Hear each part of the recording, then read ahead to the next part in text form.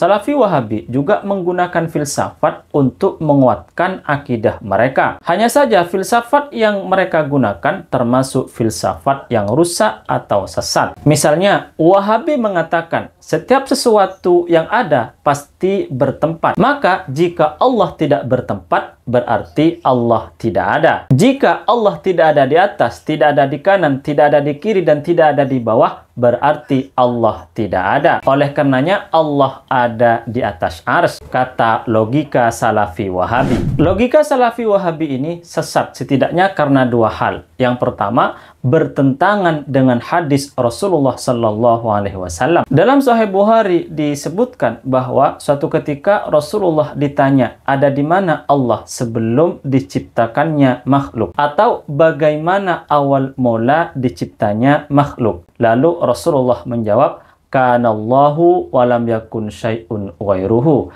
Allah ada dan tidak ada suatu apapun selain Allah. Hadis ini mengajarkan kepada kita, sebelum Allah menciptakan makhluk seperti arsy, tempat, arah, dan waktu, Allah sudah ada tanpa tempat, tanpa arah, tanpa waktu, tanpa arsy, dan tanpa makhluk-makhluk yang lain. Dan ketika Allah menciptakan makhluk, menciptakan tempat, menciptakan arsy, dan seterusnya, Allah tetap ada seperti sedia kala. Allah tetap ada tanpa tempat, tanpa waktu. Keberadaan Allah tidak dibatasi oleh sebuah tempat atau tidak diliputi oleh sebuah tempat. Sekali lagi, hadis ini mengajarkan kepada kita bahwa sebelum ada tempat, sebelum ada waktu, sebelum ada arsy, Allah sudah ada tanpa tempat, tanpa arah, tanpa arsy. Artinya keberadaan Allah tidak harus bertempat. Walaupun tidak ada tempat, Allah tetap ada. Yang kedua, bisa kita bantah dengan bantahan yang sudah ditulis oleh para ulama terdahulu. Misalnya bantahan yang ditulis oleh Al-Imam Ibnu Jama'ah dalam kitab Idahud Dalil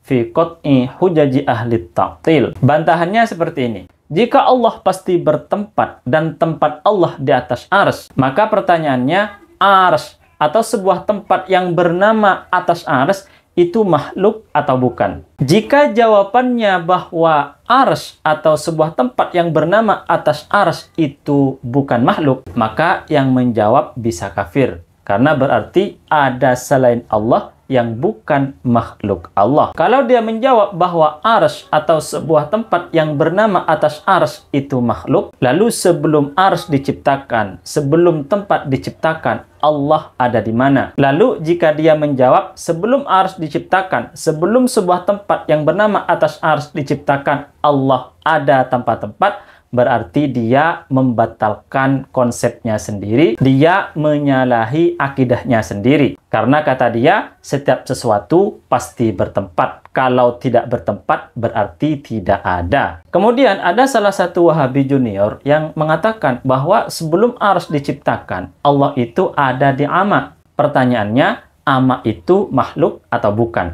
Ketiga, setiap sesuatu yang ada pasti bertempat. Jika tidak bertempat, berarti tidak ada. Kalimat ini hanya berlaku untuk makhluk dan tidak berlaku untuk Allah yang Maha Pencipta. Kenapa? Karena Allah dan makhluk itu berbeda. Allah Subhanahu wa Ta'ala berfirman, "Laisa kamitslihi syai'un," bahwa Allah Subhanahu wa Ta'ala tidak sama dengan sesuatu apapun. Makhluk berupa jisim, berupa fisik, dan berupa materi. Sedangkan Allah Subhanahu wa Ta'ala tidak berfisik, tidak bermateri, dan tidak berjisim. Sekali lagi, Allah berbeda dengan makhluk. Apapun yang terbesit di otak kita, terbesit di hati kita tentang Allah, maka Allah berbeda dengan apa yang terbesit di dalam hati kita. Wallahu a'lam.